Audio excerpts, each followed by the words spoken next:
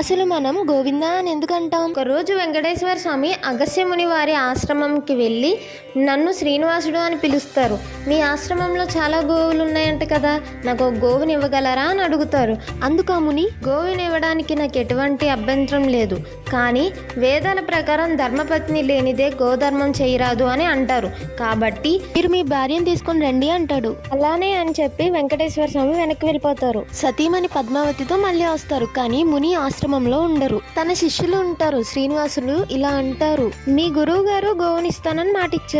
అతను నన్ను నా సతీమణితో రమ్మన్నారు. ఇదిగో నా భార్య పద్మావతి. శిష్యులు మా గురువు గారు లేనిదే గోవు ఇవ్వడం కుదరదు అని అంటారు. దానితో వెంకటేశ్వర స్వామి కోపంతో తన కొండ వైపు గబగబా వెళ్ళిపోతారు. కొద్దిసేపట్లోనే వచ్చిన ఆ ముని, ఆ విషయం తెలుసుకున్న ఆ ముని గోవుని తీసుకొని వెంటనే వెంకటేశ్వర స్వామి వెనకాల, స్వామి గోవు ఇందా అంటాడు. గోవు అంటే ఆవు, ఇందా అంటే ఇదిగో అని అర్థం. అందుకే గోవింద అంటాం.